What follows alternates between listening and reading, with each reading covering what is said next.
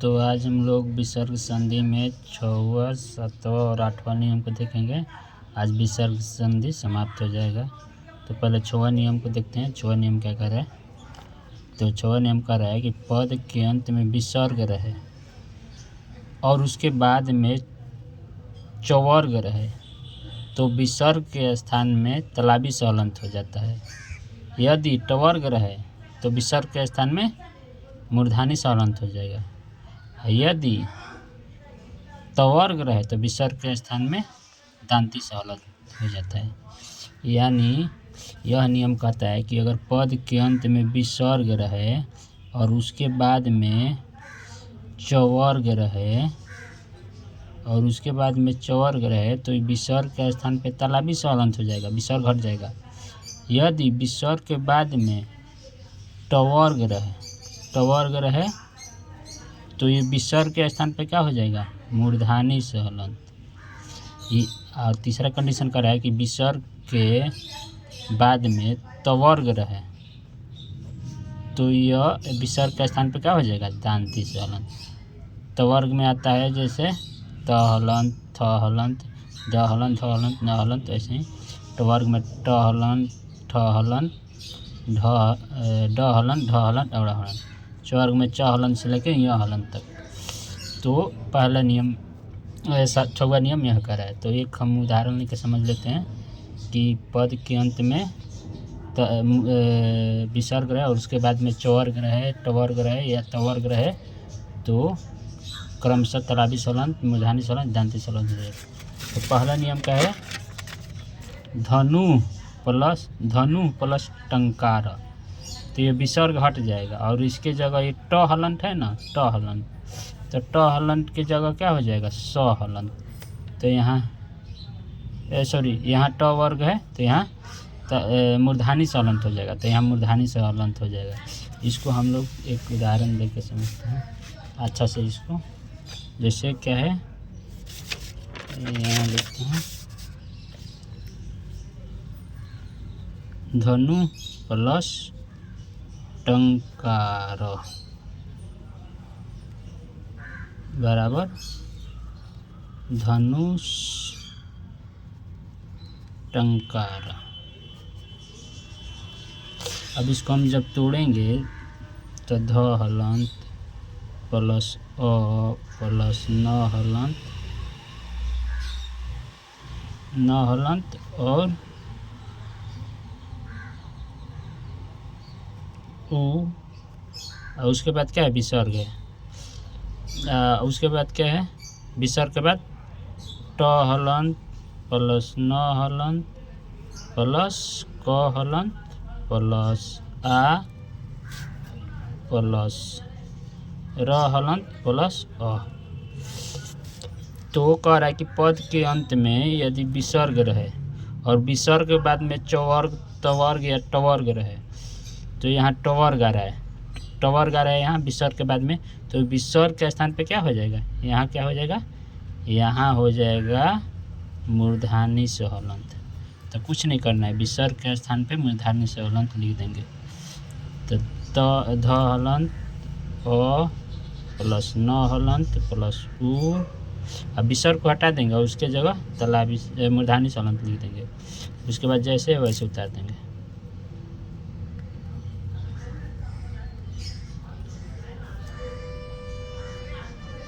Plus र हलंत plus अ, इस सबको हम जोड़ेंगे तो हो जाएगा धनुष टंकार। अब एक और उदाहरण लेते हैं। ये तो ट आया पद के अंत में विसर्ग रहा, उसके बाद में टवर्ग का आया। अब देख लेते हैं चवर्ग का देख लेते हैं। तो चवर्ग क्या है? नीह प्लस छल, नीह प्लस छल। तो इसको हम तोड़ेंगे तो क्या हो जाएगा? न हलंत प्लस ई, यहाँ विसर्ग है, उसके बाद छ हलंत प्लस अ प्लस ल हलंत प्लस अ। तो यहाँ विसर्ग के स्थान पे क्या रहा है? छ हलंत। छ हलंत किसका है? चवर्ग का है। तो जब चवर्ग आएगा तो चवर्ग आएगा तो क्या नियम में होगा, चवर्ग आएगा तो क्या हो जाएगा, तालाबी सलंत। तो यहाँ विसर्ग के स्थान पे क्या लिख देंगे, तालाबी सलंत। तो न हलंत प्लस ई प्लस, अब विसर्ग के स्थान पे तालाबी सलंत लिखेंगे, अब प्लस 6 हलंत, जैसे वैसे आगे उतार देंगे, प्लस ल हलंत अब प्लस इस सबको हम जोड़ेंगे तो क्या हो जाएगा, निश्चल। क्या हो जाएगा, निश्चल हो जाएगा। वैसे ही ये अब ये तो चवर्ग का टवर्ग का हो गया। अब तवर्ग आएगा तो तवर्ग का देख लेते हैं कहाँ है, तवर्ग का यहाँ है, यहाँ है इतः प्लस तत, इतः प्लस तत। अब हम जब इसको हम तोड़ेंगे तो ई प्लस त हलंत प्लस यहाँ विसर्ग है, उसके बाद त हलंत प्लस प्लस त हलंत प्लस तो यहाँ विसर्ग के बाद में क्या है, तवर्ग आ रहा है। तो तवर्ग आएगा तो क्या हो जाएगा, तवर्ग आएगा तो दांती से हो जाएगा। तो यहाँ विसर्ग के स्थान पे क्या लिख देंगे, दांती से। तो विसर्ग के स्थान पे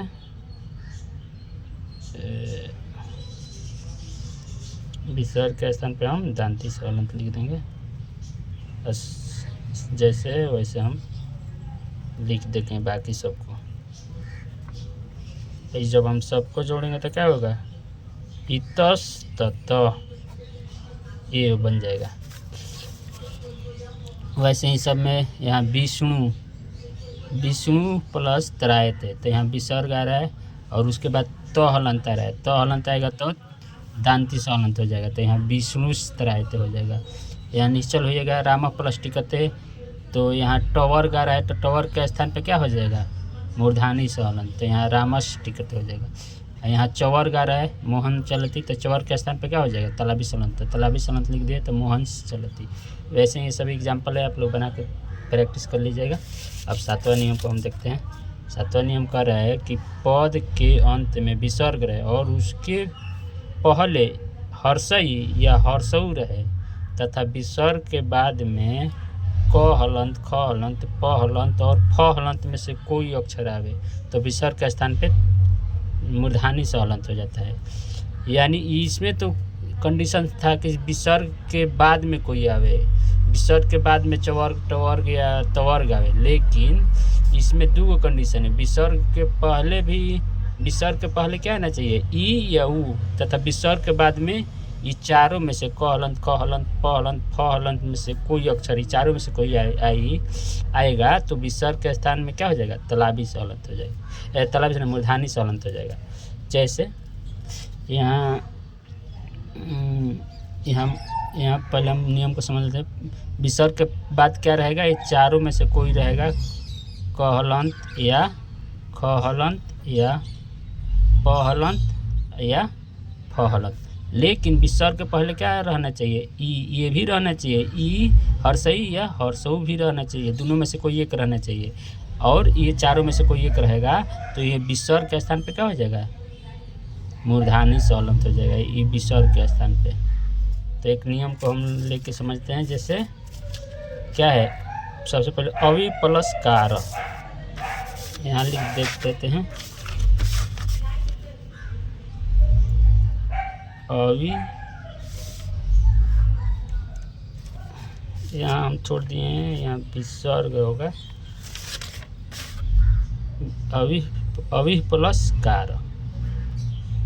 तो हम सबको पहले तो सबसे पहले इसको तोड़ते हैं, अ प्लस व हलंत प्लस हर्षई, उसके बाद क्या है, विसर्ग है यहाँ, तो विसर्ग, और उसके बाद क्या है, क हलंत प्लस आ प्लस र हलंत प्लस अ। तो नियम कह रहा है कि विसर्ग के पहले हर्षई या हर्षऊ रहे तो हर्षई आ रहा है, और विसर्ग के बाद में क हलंत, ख हलंत, प हलंत और फ हलंत में से कोई एक रहे तो क हलंत भी आ रहा है। तो कुछ नहीं करना है, विसर्ग के स्थान पे क्या लिख देना है, मूर्धानी से हलंत लिख देना है। तो अ प्लस व, यहाँ ई है, यहाँ विसर्ग के स्थान पर अब क्या हो जाएगा, विसर्ग पर मूर्धानी से हलंत आ जाएगा। बाकी जैसे वैसे उतार देंगे।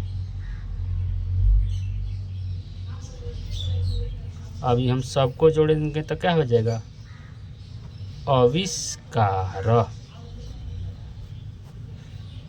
अब ये तो क्या आया, क हलंत आया। अगर और क्या आएगा, ख हलंत या फ हलंत आएगा तो एक और हम ले लेते हैं फ हलंत पर निह प्लस फलम ले लेते हैं ये वाला। तो निह प्लस फलम। अब इसको हम जब तोड़ेंगे तो न हलंत प्लस ई वहाँ, तो उसके बाद विसर्ग है, उसके बाद फ हलंत है, उसके बाद ल, उसके बाद अ, उसके बाद ल हलंत, उसके बाद अ, उसके बाद म हलंत। तो यहाँ विसर्ग के पहले ई तो आ रहा है, विसर्ग के पहले हर्षई आना चाहिए या हर्षऊ आना चाहिए, और विसर्ग के बाद में क हलंत, ख हलंत, प हलंत और फ हलंत। तो यहाँ फ हलंत आ रहा है, तो यहाँ विसर्ग के स्थान पे क्या हो जाएगा, मूर्धानी से हलंत आ जाएगा। तो न हलंत ई और प्लस यहाँ विसर्ग के स्थान पे मूर्धानी से हलंत लिख देंगे। उसके बाद जैसे वैसे उतार देंगे। इस सबको हम जोड़ेंगे तो क्या हो जाएगा, निष्फल। क्या हो जाएगा, निष्फलम, निष्फलम हो जाएगा। वैसे ही यहाँ निह प्लस पाथम है, तो यहाँ विसर्ग के पहले ई आ रहा है, हर्षई आ रहा है, और विसर्ग के बाद में प हलंत आ रहा है। तो प हलंत तो ये चारों में से है, क हलंत, ख हलंत, प हलंत और फ हलंत। प हलंत भी रहेगा तो क्या हो जाएगा, मूर्धानी से हलंत हो जाएगा। ये मूर्धानी से हलंत तो हो जाएगा निष्पायम। और यहाँ चतुः प्लस कोणम, यहाँ भी हर्षऊ आ रहा है। यहाँ विसर्ग के पहले हर्षऊ आएगा, और विसर्ग के बाद में क्या रहा है, क हलंत आ रहा है। तो ये यहाँ पर भी क्या हो जाएगा, ये तलावी मूर्धानी से हलंत, चतुष्कोणम हो जाएगा। यहाँ बहिष प्लस का है, यहाँ भी हर्षई आ रहा है पद विसर्ग के पहले, और विसर्ग के बाद में क्या आ रहा है, क हलंत आ रहा है। उस तब पर भी क्या हो जाएगा, ये तलावी मूर्धानी से हलंत हो जाएगा, तो बहिष्कार हो जाएगा। अब हम लोग देखेंगे, इसमें एक नोट में दिया हुआ है, इसको भी हम लोग समझ लेते हैं। जैसे कि विसर्ग के बाद यदि पद के अंत में विसर्ग रहे और उसके बाद में क हलंत, ख हलंत, प हलंत और फ हलंत में से कोई अक्षर आवे तो विसर्ग में कोई परिवर्तन नहीं होता। यानी यहाँ तो था कि अगर विसर्ग के पहले हर्षई या हर्षऊ रहे और उसके बाद में क हलंत, ख हलंत और क हलंत, ख हलंत, प हलंत और फ हलंत रहे, लेकिन यहाँ पहले वाला कोई कंडीशन नहीं है, बाद वाला है। बाद में ये चारों रहे, जैसे क हलंत, ख हलंत और प हलंत और फ हलंत, अगर ये चारों रहे, पहले का कोई भी रहे, कोई भी अक्षर रहे, उससे कोई मतलब नहीं है। तो ऐसा क्या हो जाएगा, ये चारों में से अगर कोई रहेगा तो क्या हो जाएगा, जैसे तैसे हो जाएगा, जैसे रहेगा वैसे ही उतर जाएगा। जैसे प्रातः प्लस काल। अब यहाँ पहले नहीं देखेंगे कि विसर्ग के पहले क्या है, विसर्ग के बाद में क्या है, क हलंत है। तो क हलंत या ख हलंत या प हलंत या फ हलंत रहे तो क्या हो जाएगा, जैसे वैसे ही उतर जाएगा। तो प्रातः काल। यहाँ पर भी विसर्ग के बाद में क हलंत है तो जैसे वैसे उतार दिए। यहाँ विसर्ग के बाद में प हलंत है तो जैसे वैसे। यहाँ फ हलंत भी रहता और ख हलंत भी रहता, तब भी जैसे है वैसे उतार देते हैं। अब इसका हम लोग देखेंगे 8वां नियम। 8वां नियम क्या कह रहा है कि एतत् और तत् का रूप क्रमशः एस और स होता है। यहाँ पर एस और स के बाद यदि कोई व्यंजन अक्षर आवे तो विसर्ग का लोप हो जाता है। अच्छा, यानी यहाँ कह रहा है कि पद के अंत में अगर एस और स होता है, यानी अगर कोई पद के अंत में नहीं, अगर कोई शुरुआती है, कोई अगर शुरुआती पद ही एस या स से चालू होता हो और उसके बाद में कोई व्यंजन अक्षर रहेगा तो क्या हो जाएगा, ये विसर्ग के स्थान पे क्या हो जाएगा, विसर्ग का लोप हो जाएगा और जैसे वैसे उतर जाएगा।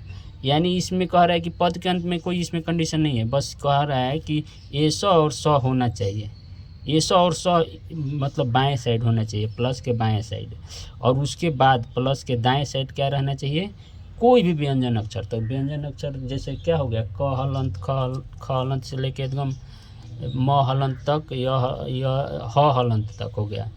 यानी क हलंत से लेके कितना, ह हलंत, कितना है टोटल 33 गो व्यंजन अक्षर। इन सब में से कोई एक रहे इधर, इधर इधर ए स चाहे सर है, तो क्या हो जाएगा, विसर्ग को हटा कर वैसे के जैसे वैसे लिख लेंगे। जैसे यहाँ क्या है, ए स प्लस गच। अब इसको हम तोड़ेंगे, ए प्लस स हलंत प्लस अ, यहाँ क्या है, विसर्ग है, उसके बाद क्या है, ग हलंत है, उसके बाद अ, उसके बाद च हलंत, उसके बाद छ हलंत और उसके बाद अ। तो यहाँ विसर्ग के बाद में, विसर्ग के बाद में क्या रहे, विसर्ग के बाद में इधर तोड़ने का ज़रूरत नहीं है, क्योंकि इसमें तोड़ने की कोई ज़रूरत नहीं है। ऐसा रहेगा, देख लेंगे, ऐसा है तो उसके बाद वाला देखेंगे, या स रहे तो भी उसके बाद है। इधर ऐसा या स होना चाहिए, उसके बाद में देख लेंगे कि व्यंजन अक्षर है कि नहीं। तो क्या करेंगे, विसर्ग को हटा देंगे। तो विसर्ग को जब हटाएंगे तो क्या हो जाएगा, विसर्ग को हटा के लिख देंगे जोड़ के, तो ऐसा गच्छ हो जाएगा। यहाँ भी विसर्ग को हटा कर लिख देंगे तो स गच्छति हो जाएगा। यहाँ भी ऐसा विष्णु को हटा देंगे, ऐसा विष्णु को हटा देंगे तो क्या हो जाएगा, एस विष्णु हो जाएगा। यहाँ स हरति हो जाएगा, यह एस जन हो जाएगा। यानी कहने का मतलब कि इधर स या ये स दोनों में से कोई एक होना चाहिए, इधर कोई व्यंजन अक्षर है, स्वर अक्षर रहेगा तो नहीं यह नियम काम करेगा। इधर व्यंजन अक्षर होना चाहिए और इधर दोनों में से ऐसा या स में से कोई एक होना चाहिए। तो जैसे कि विसर्ग हटा के जैसे कि वैसे लिख देंगे। तो आज समाप्त हुआ। अब हम आगे कारक या अनुवाद पढ़ेंगे।